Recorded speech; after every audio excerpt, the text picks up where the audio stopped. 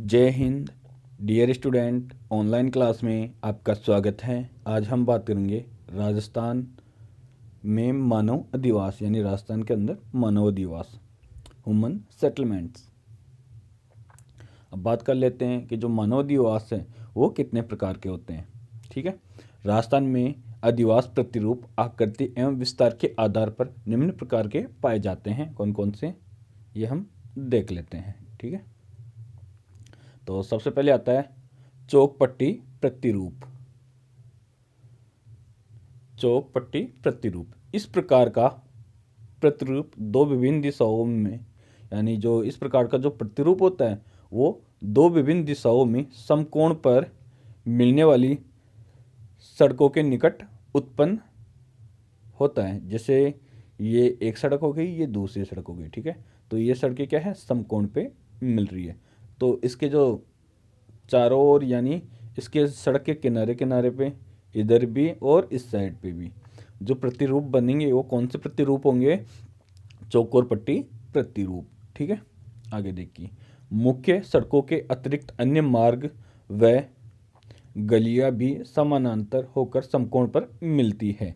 यानी इसमें जो मुख्य सड़कें हैं उसके अतिरिक्त जो अन्य मार्ग हैं या गलियां भी समानांतर होकर समकोण पर मिलती है। अधिवास में मकान का निर्माण भी पंक्तिबद्ध होकर सुव्यवस्थित होता है, कि जैसे अधिवास का निर्माण योजनाबद्ध किया हो। इस प्रकार के प्रतिरूप को चौकपट्टी की संज्ञा दी जाती है। यानी जो इस प्रकार की जो प्रतिरूप होते हैं उनको कौन से प्रतिरूप की संज्ञा दी जाती है, चौकपट्टी प्रतिरूप की।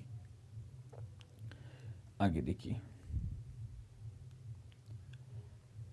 वृत्ताकार प्रतिरूप, सर्कल पैटर्न। इस प्रकार के अधिवास वे हैं जिनमें किसी वृत्ताकार झील के किनारे किनारे मकान बने हैं। यानी मान लीजिए ये कोई तालाब है या कोई झील है, इसके किनारे किनारे यहाँ पे जो मकान बनेंगे वो कैसे होंगे, वृत्ताकार। राजस्थान में पानी की कमी है, लेकिन फिर भी इस प्रकार के उदाहरण कोटा, झालावाड़ जिलों में देखने को मिलते हैं, जहाँ की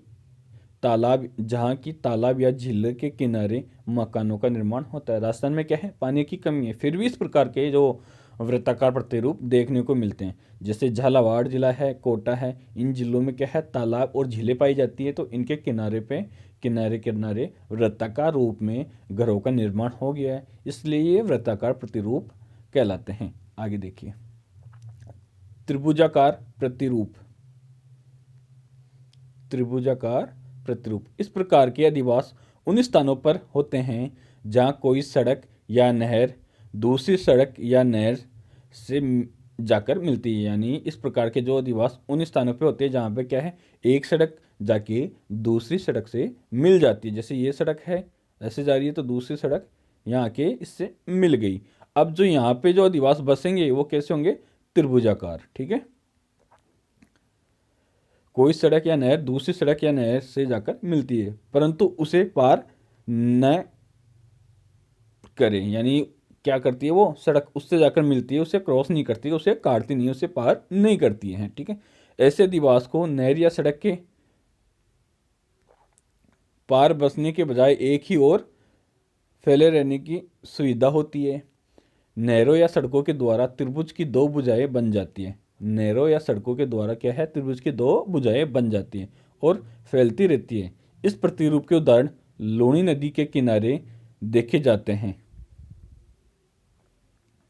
आगे देखिए, आर्य त्रिज्या प्रतिरूप। आर्य त्रिज्या प्रतिरूप कई सड़कों के मिलने के स्थानों पर यह प्रतिरूप विकसित होता है। मान लीजिए ये एक केंद्र है, यहाँ पे कई दिशाओं से सड़कें आ रही है, तो ये कौन सा प्रतिरूप बनेगा, आर्य प्रतिरूप। ठीक है। या मकड़ी के जाले के समान प्रतिरूप। ठीक है। यानी एक ही केंद्र बिंदु पर, यानी एक ही केंद्र में कई ओर से सड़कें आकर मिलना और उन सड़कों के किनारे पे अधिवासों का निर्माण होना कौन सा प्रतिरूप का निर्माण करता है, आर्य प्रतिरूप का निर्माण करता है। प्रत्येक सड़क के किनारे मकान बने हुए हैं। मकानों की सघनता सड़कों के चौकोर की ओर अधिक होती है। सड़कों के चौराहों की ओर अधिक होती है। जो मकान की सघनता है वो सड़कों के चौराहे की ओर अधिक होती है। चौराहा गांव का केंद्र होता है और मकान गलियों या सड़कों के साथ पंक्ति में बने हुए हैं।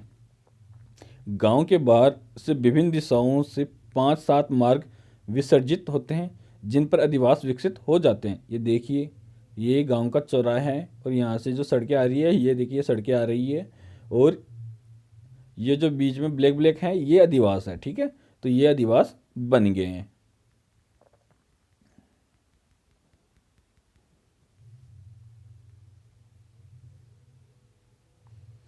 अब आगे देखिए आप, तारा प्रतिरूप। तारा प्रतिरूप, जब एक अधिवास के मध्य से अनेक सड़कें विभिन्न दिशाओं को अग्रसर होती है और मकान उन सड़कों के किनारे निरंतर बनते जाते हैं, तो वस्ती का आकार तारानुमा बन जाता है। इस प्रकार के अधिवास राजस्थान की मुख्य सड़कों के किनारे मिलते हैं। दूदू वस्ती टोंक जिले में सोहेला गांव तथा भरतपुर का इमराना गांव इस प्रकार के प्रतिरूप के उदाहरण हैं। आगे देखिए, रेखीय प्रतिरूप।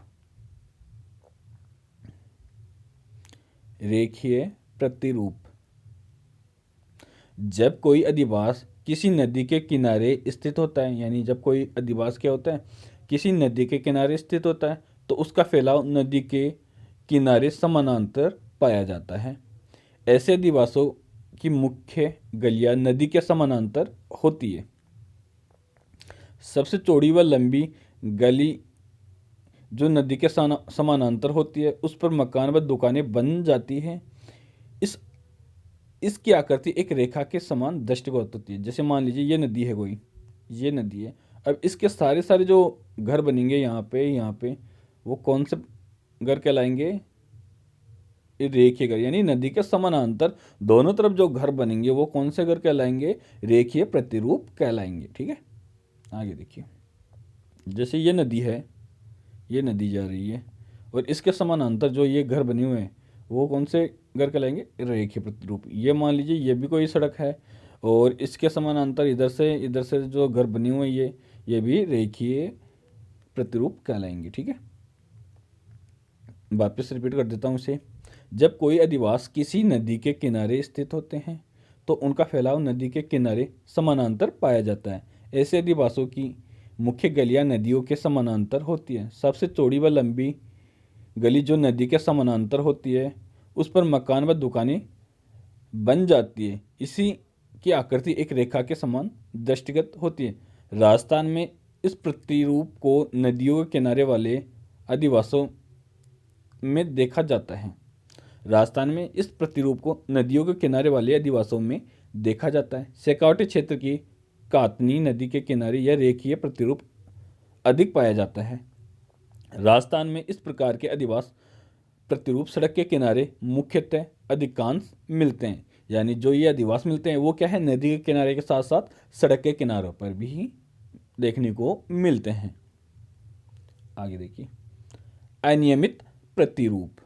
नाम से ही पता चल रहा है अनियमित प्रतिरूप। इसमें क्या होता है कि मकान कहीं पे भी बस जाते हैं, कोई योजना नहीं होती, कोई मकानों पे ध्यान नहीं दिया जाता, किसी भी प्रकार का मकानों पे ध्यान नहीं दिया जाता, मन मर्जी से मकान बना लिए जाते हैं।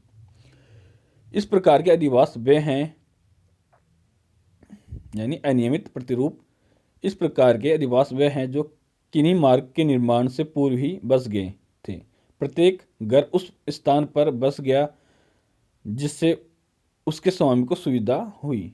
बाद में मार्ग बनने से अधिवास की आकृति अनियमित रूप की हो गई, क्योंकि इस प्रकार की बस्तियों की कोई विशेष आकृति नहीं होती है। यानी क्या, इसमें जो लोग होते हैं जो अपनी सुविधा के अनुसार मकान बना लेते हैं और बाद में इसमें जब रोड पड़ती है तो इन मकानों की जो आकृति होती है वो कैसी भी हो सकती है, किसी भी प्रकार की हो सकती है। इसमें कोई निश्चित नहीं होता कि आकृति कैसी होगी अधिवासों की। ठीक है, तो इसमें आकृति अनियमित होती है, इसलिए इसका नाम अनियमित प्रतिरूप है। अब आगे देखिए, चौकोर प्रतिरूप। इस प्रकार के अधिवासों का प्रतिरूप राजस्थान के मरुस्थल व अर्ध मरुस्थल क्षेत्रों में देखा जाता है। इस प्रकार के अधिवासों के चारों ओर चार दीवारें बना दी जाती है जिससे इसका हर प्रकार से रक्षा हो सके। यानी इसमें क्या होता है कि जो अधिवास हैं उनके चारों ओर चौकोर दीवारें बना दी जाती है। ठीक है, तो उसे क्या कर दिया जाता है, जो अधिवास उनको पैक कर दिया जाता है, चारों ओर से परकोटा बना दिया जाता है। जैसे अपने जयपुर में है, जयपुर का जो परकोटा है, जयपुर भी चौकोर प्रतिरूप में ही आता है। ठीक है, जयपुर की जो चार दीवारी है, परकोटा है, वो क्या है, पूरे जयपुर को बंद करता है। ठीक है, तो जयपुर भी इसका एक उदाहरण हो सकता है। ठीक है, दूसरे बीच में काफ़ी खाली जगह छोड़ी जाती है ताकि ये लोग बैठकर पंचायत करें। जयपुर नगर इसी प्रतिरूप का श्रेष्ठ उदाहरण है। वापस से रिपीट करता हूँ इसे। इस प्रकार के अधिवासों का प्रतिरूप राजस्थान के मरुस्थल व अर्ध मरुस्थल क्षेत्रों में देखा जाता है। इस प्रकार के अधिवासों के चारों ओर चार दीवारी बना दी जाती है जिससे इसका हर प्रकार से रक्षा हो सके। यानी इसकी क्या है, हर प्रकार से रक्षा हो सके। दूसरे बीच में काफ़ी खाली जगह छोड़ी जाती है ताकि ये लोग बैठकर पंचायत कर सके। जयपुर नगर इसी प्रतिरूप का श्रेष्ठ उदाहरण है। तो जय हिंद।